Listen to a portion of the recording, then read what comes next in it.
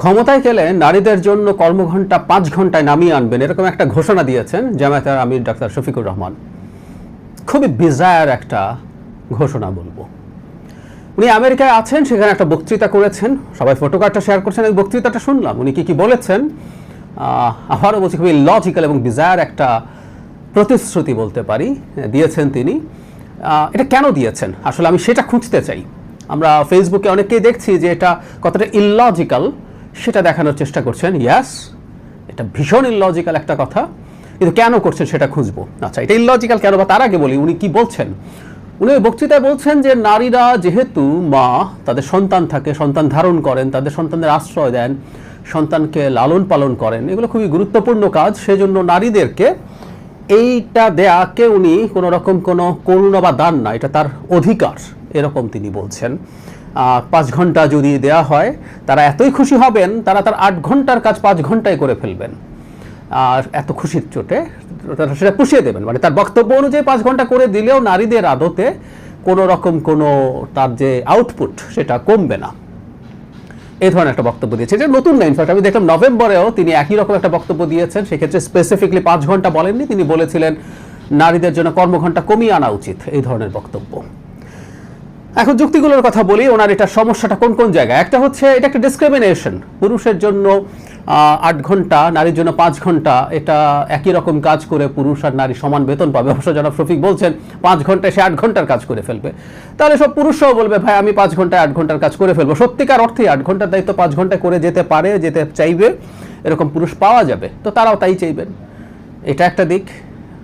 দ্বিতীয় দিক যেটা, সেটা হচ্ছে 5 ঘন্টায় নামিয়ে আনায় বেতন কি কমানো হবে? জনাব শফিকের বক্তব্য শুনে মনে হলো বেতন কমানো হবে না, এটা তিনি বলছেন। কারণটা খুব সোজা, যে তিনি বলছেন 5 ঘন্টাতেই তারা 8 ঘন্টার কাজ করে ফেলবেন, তো বেতন কমানো হচ্ছে না, এটা তিনি জানালেন। এখন সবচেয়ে বড় ঝুঁকিপূর্ণ যে জায়গাটা, সেটা হচ্ছে এসে ধরে নিলাম জামাত ক্ষমতায় আসলো এবং এসে তারা এই নিয়মটা করলো, তখন আসলে দেখা যাবে নারীদেরকে চাকুরিতেই নেওয়া হচ্ছে না, কারণ তাকে 5 ঘন্টা পর ছেড়ে দিতে হয়। কাগজে কলমে ইন্টারভিউতে ডাকা হবে, কেউ লিখে দেবেন না যে এখানে মানে নারী ছাড়া কেউ অ্যাপ্লাই করতে পারবেন না। যেমন ইসলামী ব্যাংক বা জামায়াত ইসলামের বিভিন্ন প্রতিষ্ঠানে তো লিখে দেয় না যেখানে জামায়াত ছাড়া কেউ অ্যাপ্লাই করতে পারবেন না, কিন্তু দিনের শেষে রিক্রুট করা হয় জামায়াত এবং শিবিরের ট্রেস দেখে দেখে। এটা ওপেন সিক্রেট, এবং সেটা তারা এই প্রতিষ্ঠানগুলো তারা এটাকে তৈরি করেছেন বলে গর্বও করেন। তো এই একইভাবেই হবে, থাকবে, এবং দেখা যাবে নারী কর্মীদেরকে আর কেউ নিচ্ছে না, কারণ ওকে 5 ঘন্টা চাকরি করে ছেড়ে দিতে হয়। এমনকি নারীর যে ম্যাটারনিটি লিভ, সেই কারণেও কোনো কোনো প্রতিষ্ঠান তার এই 6 মাস ম্যাটারনিটি লিভ দিতে হবে, এটা ভেবেও নারীদেরকে রিক্রুট করতে নানাভাবে চিন্তা করে। এই হচ্ছে পরিস্থিতি। সেখানে 5 ঘন্টা হলে এমপ্লয়াররা তাদেরকে নেবেন, নারীদেরকে আরো বেশি সরিয়ে দেওয়া হবে চাকরি থেকে, এতে কোনো সন্দেহ নাই। কিন্তু যে কথাটা বললাম, এটা খুব সাদা চোখেই বোঝা যায়, খুবই ইললজিক্যাল, উদ্ভট একটা প্রতিশ্রুতি, কিন্তু জামায়াতের আমির এটা দিয়েছেন। তিনি মোটেও এত বোকা মানুষ নন, বা এই দলটা মোটেও এত বোকা নয় যে তারা এই ধরনের একটা হাস্যকর দাবি সামনে আনবে, হাস্যকর প্রতিশ্রুতি সামনে আনবে। আমার কাছে মনে হয় এটা আসলে তারা বিএনপিকে বিপদে ফেলার জন্য করছেন।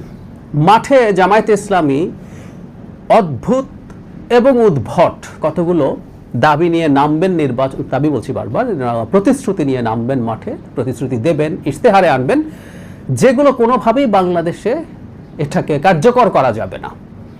কার্যকর করা না গেলেও উনি এটা বলবেন, এতে বিএনপি চাপে পড়বে, বিএনপিকেও একই ধরনের কথা বলতে হবে। অথবা বিএনপি যদি না বলে, যে নারীদের 5 ঘন্টা চাকরি সময় করে দেব, বিএনপি যদি এটা না বলে, তুলনা করবে, দেখেন আমরা ক্ষমতা আসলে কিন্তু এটা করব, বিএনপি এটা করছে না।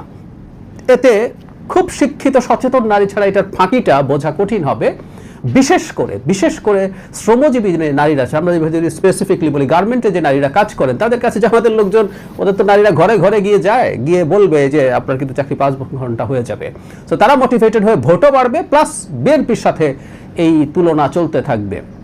জামাত তো ক্ষমতায় যাচ্ছে না, ইভেন জামাত সবচেয়ে আকাশ কুসুম কল্পনাও যদি করে, দিবা স্বপ্নও যদি দেখে, সিটের সংখ্যা যতই বাড়াক না কেন সেটা 151 ছবে জামাত একা অথবা সাথে জোট করুক, সেই খোয়াব তারা দেখছে না। সুতরাং যে দল ক্ষমতায় যাচ্ছে না, সেরকম উদ্ভট বিজায়ার কতগুলো প্রতিশ্রুতি দিতেই পারে, এটার মাধ্যমে অন্য দলকে বিপদে ফেলা যাবে। সুতরাং বিএনপি চাপে পড়তে পারে। বিএনপির জন্য খুবই উচিত হবে এই প্রতিশ্রুতিগুলো ডিবাঙ্ক করা, প্রত্যেকেরই প্রত্যেকটা উচিত, এটাও ভুলটা আমি বলছি। ইভেন বিএনপিও যাতে কোনো অদ্ভুত উদ্ভট কোনো আকাশকুসুম কোনো প্রতিশ্রুতি দিতে না পারে, সেটাও অন্য দলগুলো চ্যালেঞ্জ করে সেটা কতটা ফিজিবল সেই জিনিসটা চেষ্টা করা দরকার আছে।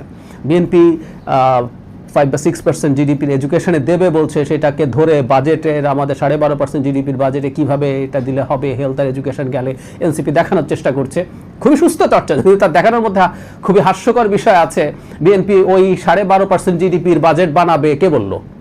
বিএনপি ট্যাক্স ভ্যাট কালেক্ট বেশি বাড়াতে পারলে, আমরা তো ট্যাক্স জিডিপি রেশিও আমাদের এখানে অনেক নিচুতে, সো এটা বাড়ানো গেলে বাকি সব কিছু করা যাবে। যাই হোক, এই ডিবেটগুলো এভাবে চলুক, এবং আমি মনে করি জামাতের দিক থেকে এই ধরনের আরও প্রচুর আকাশকুসুম ধরনের প্রতিশ্রুতি আসবে। বিএনপিকে যুক্তি দিয়ে জনগণের সামনে এগুলো বোঝাতে হবে, এবং শুধু বিএনপি না, নাগরিকরাও কোনো একটা দল যাতে মিথ্যা, আবারও বলছি এটা এই ক্ষেত্রে আবার শুধু জামাত না, বিএনপি, জামাত, এনসিপি বা যারা যারা নির্বাচন করবে, কেউ যাতে উদ্ভট কোনো কিছুর মাধ্যমে মানুষের কাছে ভোট চাইতে না পারেন। সেটা যাই বলবেন কনক্রিট হতে হবে, এবং সেটা কিভাবে তারা করবেন সেই ডিটেল প্ল্যানিং দিতে হবে। জনগণকে সচেতনতা দরকার। যাই হোক, বটম লাইন হচ্ছে জামায়াতের জায়গা থেকে এই ধরনের আরও মানে খুবই বাংলাদেশকে বেহেশত বানিয়ে দেওয়া টাইপের অনেকগুলো প্রতিশ্রুতি আসবে।